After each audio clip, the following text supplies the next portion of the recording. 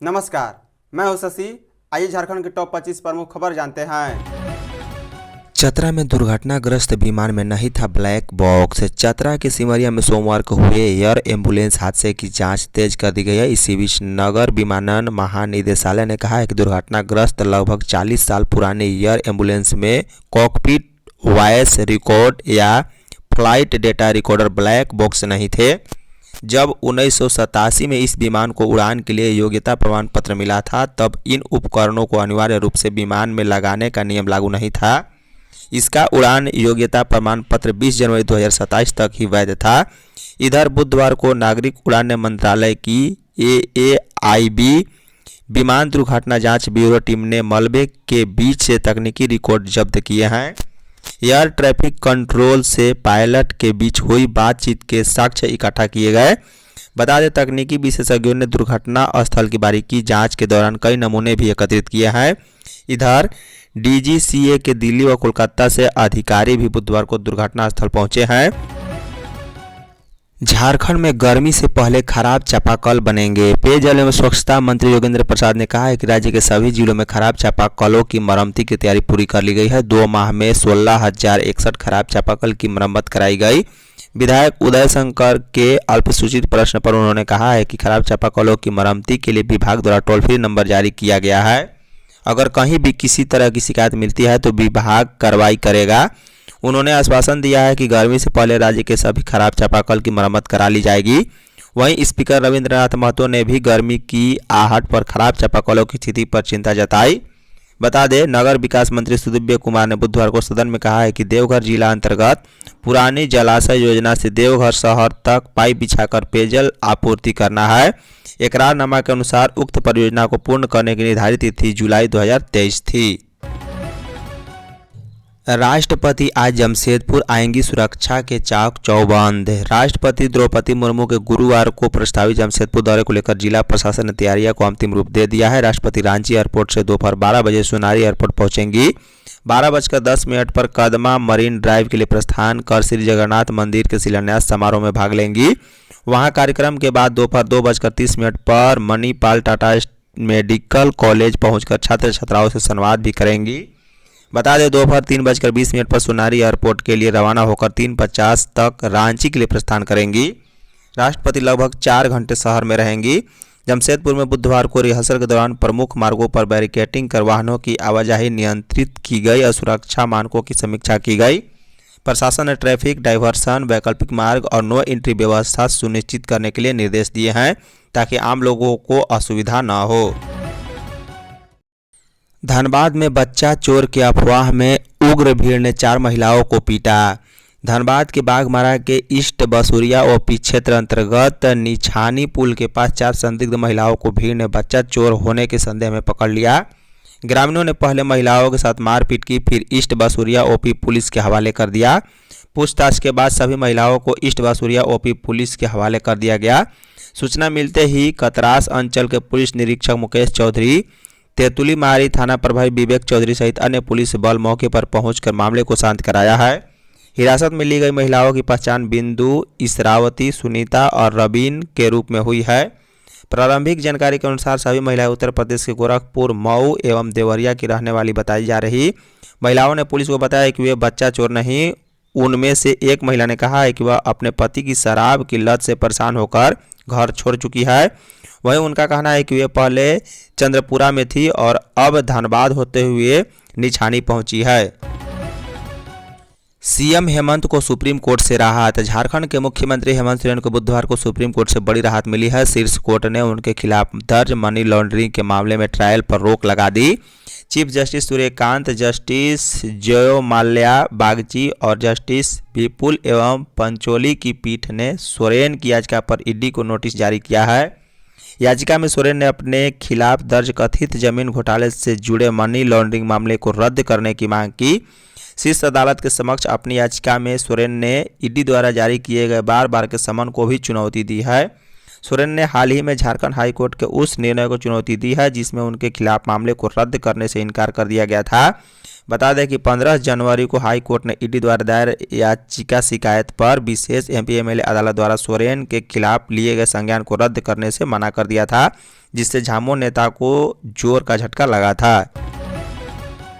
चंपाई सोरेन के पोते का अंतिम संस्कार में सीएम हेमंत हो सकते हैं शामिल। झारखंड के पूर्व सीएम चंपाई सोरेन के पोते वीर सोरेन 22 वर्षीय की मंगलवार को हिमाचल प्रदेश के मनाली में संदिग्ध परिस्थिति में मौत हो गई थी। वीर सोरेन पूर्व सीएम के पुत्र बाबूलाल सोरेन के पुत्र थे। मनाली के सिमसा स्थित एक होम स्टे में सोमवार की दोपहर में वीर सोरेन अचानक बिस्तर से नीचे गिर गए थे, जिसके बाद उन्हें अस्पताल ले जाया गया था, जहां उन्होंने दम तोड़ दिया। घटना की सूचना मिलते ही पूर्व सीएम चंपाई सोरेन और उनके पुत्र बाबूलाल सोरेन रांची से दिल्ली होते हुए मनाली पहुंचे हैं। गुरुवार को पैतृक गांव जिलिंगगोड़ा में अंतिम संस्कार किया जाएगा। बता दें, वीर सोरेन के अंतिम संस्कार के लिए प्रशासन ने तैयारियां कर ली है। बुधवार की देर शाम ही कोल्हान के डीआईजी, सरायकेला खरसावां के डीसी, एसपी और जिला प्रशासन के अधिकारियों ने जिलिंगगोड़ा का दौरा कर सुरक्षा व्यवस्था का जायजा लिया।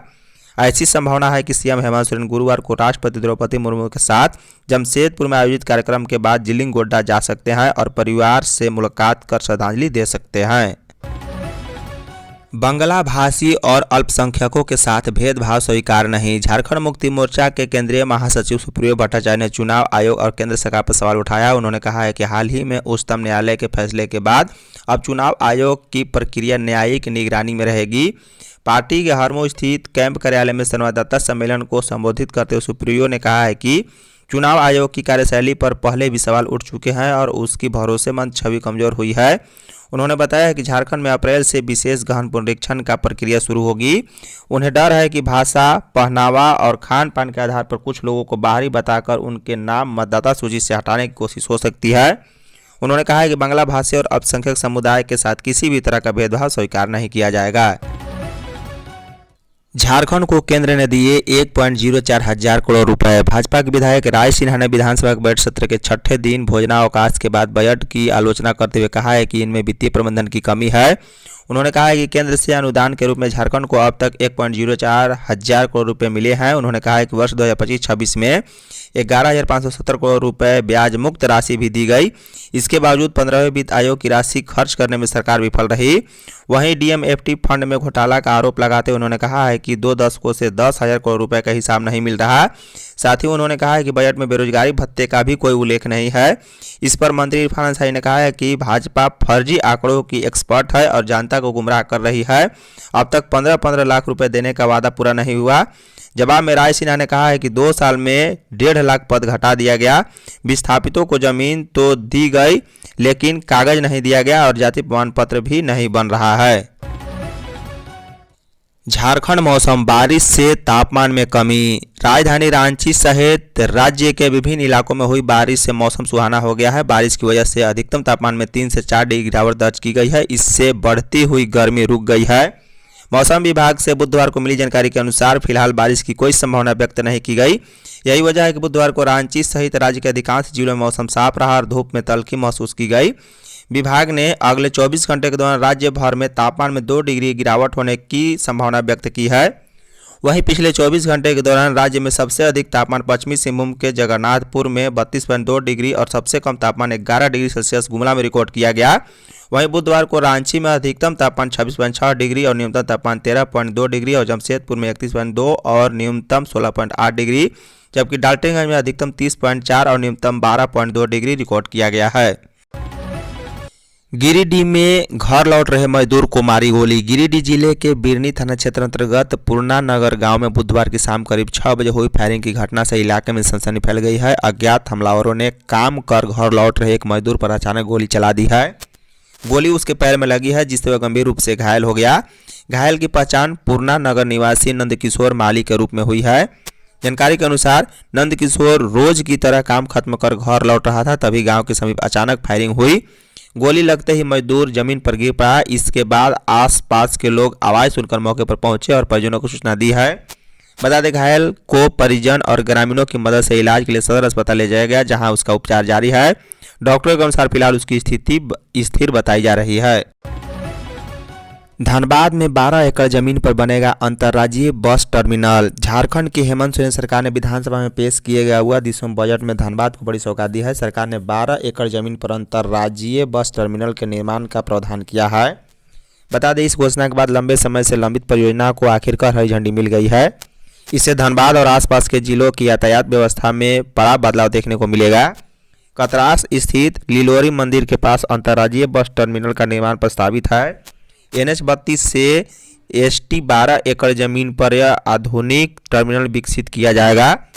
वहीं नगर निगम को यह जमीन पहले ही स्थानांतरित की जा चुकी है, लेकिन बजट स्वीकृति के अभाव में योजना अटकी हुई थी। अब बजट में शामिल होने के बाद जल्द ही टेंडर प्रक्रिया शुरू होने की उम्मीद है।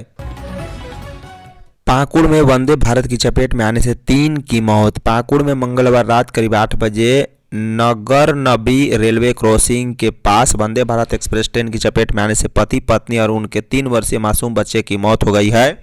तेज रफ्तार वंदे भारत एक्सप्रेस की चपेट में आने से यह हादसा हुआ है। घटना नगर नबी पोल संख्या 47/40 और 47/38 के बीच की बताई जा रही है। बताया यह भी जा रहा है कि परिवार अपने बहन के घर से पैदल वापस आ रहे थे, इसी दौरान यह दुर्घटना घट गई। मिली जानकारी के अनुसार पाकुड़ के काली तल्ला निवासी चंदन सरदार अपनी पत्नी रीपा सरदार और 3 वर्षीय बेटी और पिता सरदार के साथ विक्रमपुर स्थित अपनी बहन के घर से पैदल लौट रहे थे। इसी दौरान रेलवे ट्रैक पार करते समय वे तीनों ट्रेन की चपेट में आ गए। प्रत्यक्षदर्शियों के अनुसार ट्रेन की रफ्तार काफ़ी तेज थी, जिससे उन तीनों को संभालने का मौका तक नहीं मिल सका। झारखंड में SIR पर JMM ने चुनाव आयोग को चेताया। बंगाल में SIR को लेकर सुप्रीम कोर्ट के हालिया निर्देश के बाद झारखंड की राजनीति गरमा गई है। झारखंड मुक्ति मोर्चा ने चुनाव आयोग पर तीखा प्रहार करते हुए उसे निष्पक्ष तरीके से काम करने की नसीहत दी है। जामुमो महासचिव सह प्रवक्ता सुप्रियो भट्टाचार्य ने कहा है कि चुनाव आयोग को किसी राजनीतिक दल, खासकर भाजपा के टूल के रूप में काम करना बंद करना चाहिए। उन्होंने चेतावनी दी है कि यदि झारखंड में प्रस्तावित SIR के दौरान बंगाल जैसी स्थिति पैदा करने की कोशिश की गई तो इसका कड़ा विरोध होगा। पार्टी ने आरोप लगाया है कि यदि भाषा, पहनावे या पहचान के आधार पर मुस्लिम, ईसाई और दलित समुदायों को निशाना बनाया गया तो विरोध सिर्फ राजनीतिक नहीं बल्कि सड़क पर भी देखने को मिल सकता है। झामुमो ने स्पष्ट कहा है कि ऐसी स्थिति के लिए चुनाव आयोग को तैयार रहना चाहिए। झारखंड में बीएड प्रवेश परीक्षा का शेड्यूल जारी। राज्य में संचालित बीएड संस्थानों में बीएड, एमएड तथा बीपीएड कोर्स में नामांकन के लिए बीएड, एमएड, बीपीएड संयुक्त प्रवेश परीक्षा 26 अप्रैल को आयोजित की जाएगी। उच्च एवं तकनीकी शिक्षा विभाग के निर्देश पर झारखंड संयुक्त प्रवेश प्रतियोगिता परीक्षा परिषद ने इस प्रवेश परीक्षा की सूची जारी कर दी है। इसके तहत इस परीक्षा में सम्मिलित होने के लिए ऑनलाइन आवेदन की प्रक्रिया बुधवार से शुरू हो गई है। इसकी अंतिम तिथि 25 मार्च निर्धारित है। पार्षद द्वारा जारी कार्यक्रम के अनुसार ऑनलाइन आवेदन में किसी तरह का सुधार 27 मार्च तक हो सकेगा। अभ्यर्थी प्रवेश परीक्षा की तिथि के 4 दिन पूर्व से प्रवेश पत्र पार्षद की वेबसाइट से डाउनलोड कर सकेंगे। बता दें कि यह परीक्षा रांची, धनबाद, जमशेदपुर, बोकारो, दुमका, पलामू, हजारीबाग एवं चाईबासा में आयोजित की जाएगी। प्रवेश परीक्षा OMR आधारित होगी, जिसमें कुल 100 प्रश्नों के बहुविकल्पीय प्रश्न पूछे जाएंगे। प्रत्येक प्रश्न 1 अंक का होगा। इसमें नेगेटिव मार्किंग भी होगी। गलत उत्तर पर 0.25 अंक काटे जाएंगे। झारखंड के सभी जिलों में हार्ट कैंसर की जांच होगी। पहली बार स्वास्थ्य के बजट में कैंसर तथा हृदय रोग के बढ़ते मामले को लेकर बजट में चिंता दिखी है। पिछले 10 वर्षों में झारखंड में कैंसर के मामले में बेतहाशा वृद्धि हुई है। महिलाओं में ब्रेस्ट कैंसर की भी बड़ी समस्या रही है। समय पर कैंसर की पहचान होने से उसका इलाज संभव है। इसे ध्यान में रखते हुए वित्तीय वर्ष 26-27 के बजट में राज्य के 5 सरकारी मेडिकल कॉलेजों में pet and CT scan machine लगाने की घोषणा की गई।